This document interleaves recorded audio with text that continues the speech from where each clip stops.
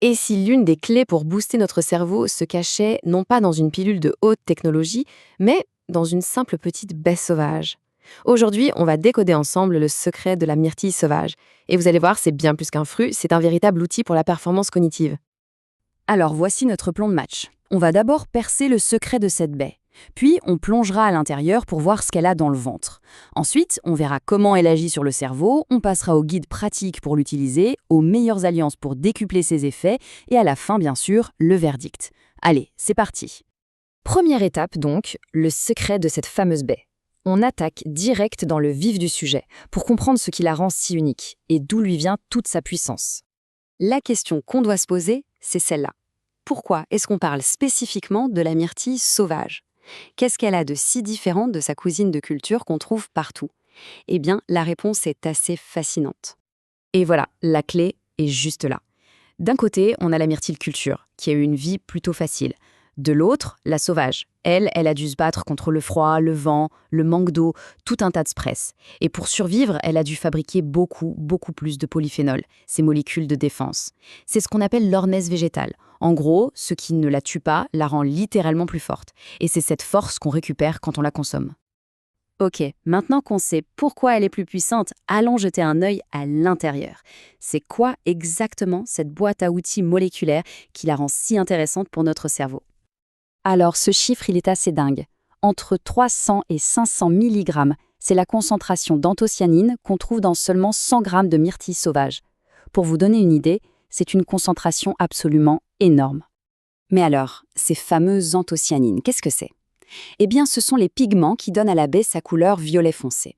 Mais leur job, ce n'est pas juste d'être joli. Ce sont de très puissants antioxydants et surtout, ce sont des molécules de signalisation. C'est-à-dire qu'elles sont capables de parler directement à nos neurones. Et ce n'est pas tout. Il y a aussi un autre joueur dans l'équipe, le ptérosilbène. Vous connaissez peut-être son cousin, le resveratrol qu'on trouve dans le raisin. Eh bien, le ptérosilbène, c'est une version améliorée, bien plus biodisponible. En gros, notre corps l'absorbe et l'utilise beaucoup plus efficacement. Et il est connu pour activer les sirtuines, des voies liées à la longévité cellulaire. Et pour compléter ce duo de choc, on a deux autres coéquipiers importants. Un peu de vitamine C pour le soutien antioxydant général et du manganèse, un minéral qui est lui essentiel pour protéger nos mitochondries. Vous savez, les petites usines à énergie de toutes nos cellules, y compris nos neurones. Bon, on a vu les ingrédients. Maintenant, la partie la plus intéressante. Comment est-ce que ce cocktail moléculaire passe concrètement à l'action? Comment il déclenche cette fameuse mise à niveau du cerveau? Le point central, le voici.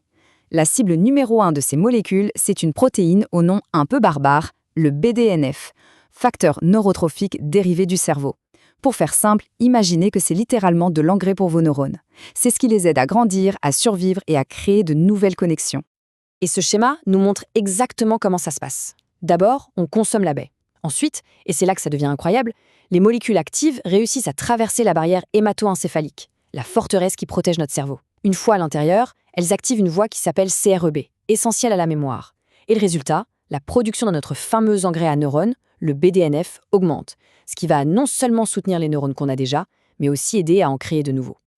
Ok, tout ça c'est bien beau la théorie, mais en pratique on fait comment? On passe maintenant au mode d'emploi, le guide concret pour intégrer ce super aliment à son quotidien et en voir les bénéfices. Alors, pour une dose qui a un vrai effet, il faut viser entre 80 et 100 grammes par jour si elles sont fraîches ou surgelées. Ça correspond à peu près à une grosse cuillère à soupe de poudre lyophilisée. Mais attention, le mot d'ordre, c'est la régularité. Il faut en prendre tous les jours et les premiers effets sur la mémoire apparaissent en général après 6 à 12 semaines. Ah, et petit détail pratique, pas de panique si vous notez une coloration des selles, c'est tout à fait normal et sans aucun danger. Et là, c'est un point super important, vraiment. Il faut impérativement chercher la mention « sauvage » qu'on trouve souvent au rayon surgelé ou à la limite « bio ». Pourquoi ? D'abord pour éviter les résidus de pesticides, évidemment, mais surtout, c'est la seule et unique garantie d'avoir cette haute concentration en polyphénol due au stress de la nature. C'est ça le cœur du réacteur.